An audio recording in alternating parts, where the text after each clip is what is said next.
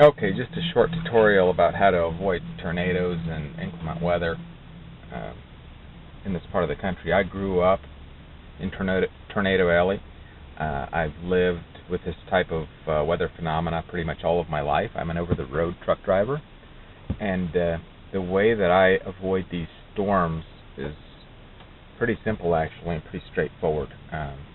First of all, I use technology to my advantage. Everywhere I go, I have internet access, and pretty much every place I stop, I've got internet access. So I go online and have a look at the weather. I'll show here what I've got going on. Okay. I use the National Oceanic and Atmospheric Administration's website. It's pretty concise weather information.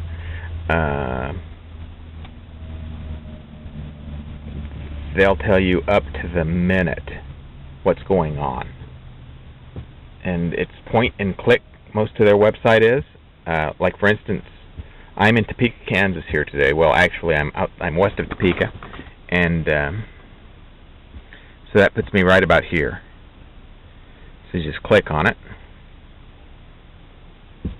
Okay, and that's going to give me accurate, up-to-the-minute information. Here I am. You can see there's a tornado watch in the area that I'm at, with severe thunderstorm warnings and tornado warnings just to the west of me here.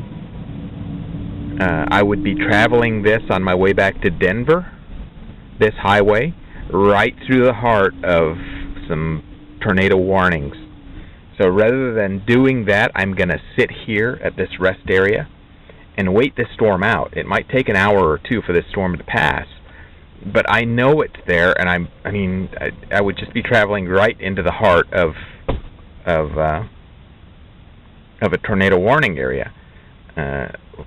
Why press my luck when I can just sit here and wait it out? I found myself on my way to Springfield, Missouri, day before yesterday when they had the tornado in Joplin, and I had stopped in McPherson, Kansas,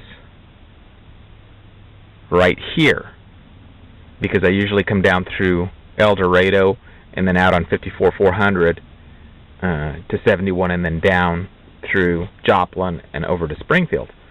But I had stopped in McPherson and ate lunch, took out my computer, looked at the mapping, and saw that they were having severe storms and possible tornado activity in that area, so I didn't travel there.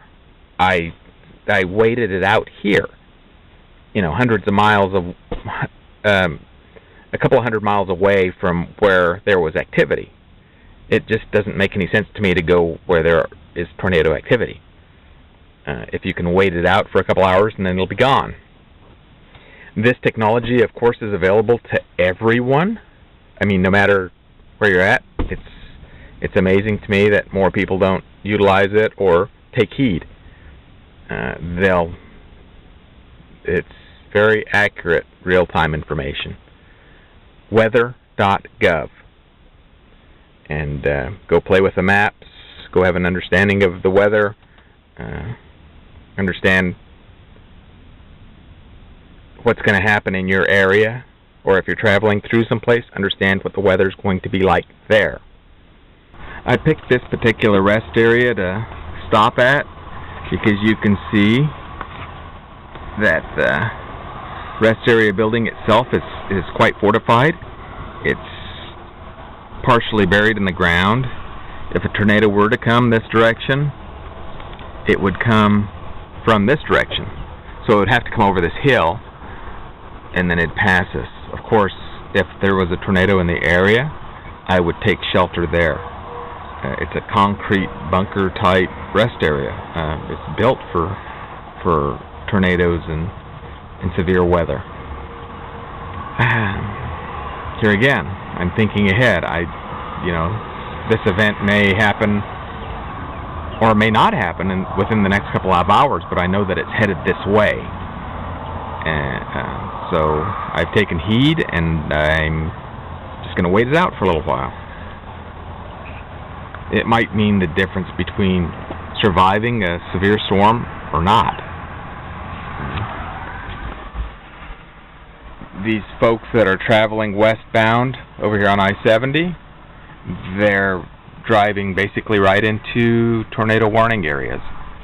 I don't know if they just don't know or they don't care, but yeah, they're taking their lives in their own hands when they do that. Something else I use is NOAA weather radio. The radio, commercial radio and television outlets or internet sources for the latest severe weather information. It gives you severe weather information 24 hours a day, 7 days a week. Localized weather information. It'll tell you if there's a tornado on the ground, the possibility of a tornado warnings, watches, any kind of inclement weather will be reported. This is available almost everywhere in the United States that you can travel. NOAA weather radio is available. I highly recommend the NOAA weather radio for every household. Wednesday, thunderstorms likely. Highs around 71. South winds 10 to 15 miles per hour, decreasing to up to 10 miles per hour in the afternoon. Chance of rain 70%. Wednesday night. Yeah, so I've made myself a cup of tea. I boiled the kettle. I'm going to have a little bit of oatmeal and just wait for these storms to pass. Like I said before, it's fairly easy website to navigate. It's basically point and click at stuff.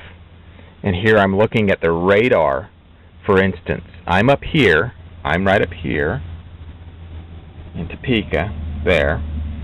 And here is I-70 here, and you can see that there are tornado warning boxes here telling me that these are going to, because the tornadoes will move in a northeasterly direction.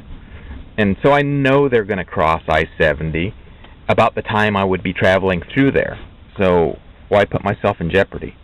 I mean, I can sit here and wait for an hour or two and watch it on the computer. It's real time. It's updated, you know. And yeah, just why would I put myself in jeopardy? And I've done this for years. This has been my method of keeping myself safe out here. Everyone has the same opportunity to have access to this information. If no other way other than the weather band radio, a NOAA weather band radio is a fairly inexpensive piece of equipment. And, you know, if you ask around, if you don't have the funds for it, I'm sure somebody would even donate one for you. Keep yourself safe. Stay out of the tornadoes. Stay out of the inclement weather. Stay out of harm's way.